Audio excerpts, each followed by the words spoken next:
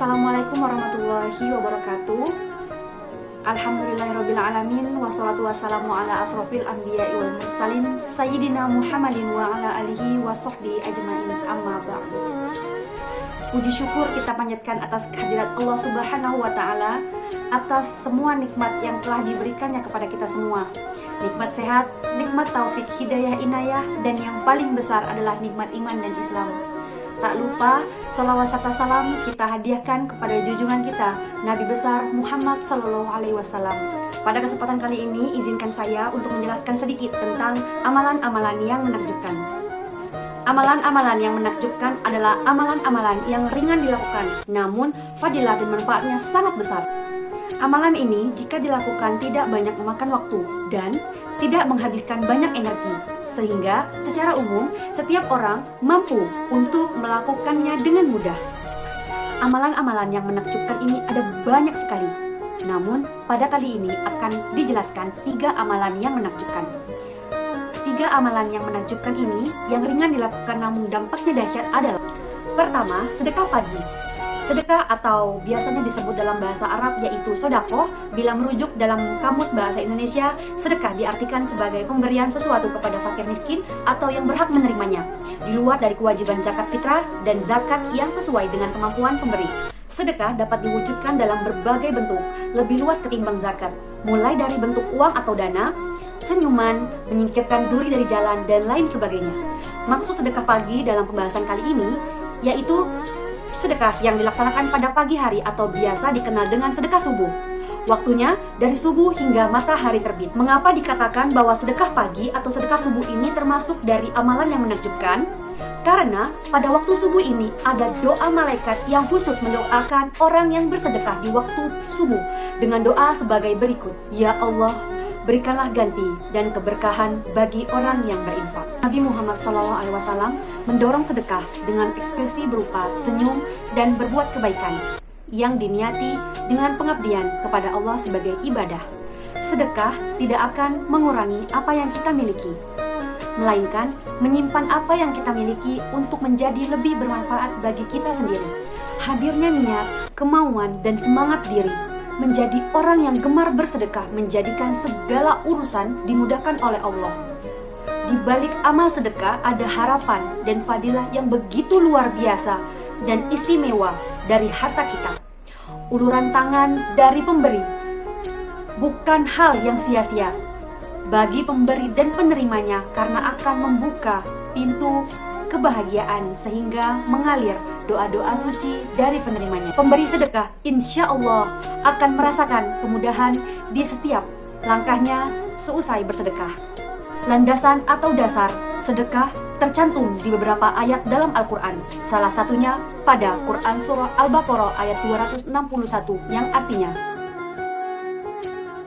pada ayat tersebut menjelaskan bahwa Allah melipat gandakan rizki dengan 700 kali lipat bagi kita yang mau berbagi terhadap sesama. 1 bulir biji yang disedekahkan akan kembali kepada pemberi dengan berlipat ganda menjadi 700 kali. Perhitungan Allah dengan perhitungan manusia sangat berbeda. Perhitungan Allah menunjukkan bahwa sedekah akan justru melipat gandakan sesuatu yang dikeluarkan. Hal ini berbeda dengan perhitungan manusia. Jika menggunakan perhitungan manusia, sedekah dianggap akan mengurangi sesuatu yang kita miliki. Padahal dengan sedekah ini justru kita menyimpan banyak yang kita miliki menjadi sesuatu yang lebih bermanfaat bagi kita. 2 adalah membaca Al-Quran. Salah satu amalan ringan namun kebaikannya menakjubkan adalah dengan membaca tiap huruf Al-Quran. Setiap huruf Al-Quran yang kita baca menghadiahkan pada kita kebaikan yang bertubi-tubi. Surat-surat dalam Al-Quran juga terdapat kandungan sendiri-sendiri. Misalnya, Quran Surah Al-Mulk memiliki keutamaan dan fadilah bagi yang membacanya secara istiqomah. Dia akan mendapatkan kemuliaan dari Allah Subhanahu wa ta'ala. Pada sebuah kisah nyata, ada seorang perempuan yang wafat. Ketika dikuburkan, tiba-tiba dari liar lahatnya menyebar bau yang harum semerbak. Orang-orang yang hadir pada pemakaman tersebut bertanya-tanya dan heran dari mana sumber bau wangi ini. Salah seorang menanyakan pada yang hadir apakah ada yang memakai wangian Namun semua merasa tidak memakai uangnya. Setelah ditelusuri, ternyata datang dari jenazah perempuan yang mau dikubur. Ketiga, yaitu zikir. Zikir artinya mengingat Allah. Dengan zikir, manusia akan mengingat dan merasa bahwa Allah melihat semua yang dilakukan, baik yang tersembunyi maupun terang-terangan. Dalam mengingat Allah atau zikrullah ini menjadikan hati kita yang gundah, tidak tenang, menjadi tentram.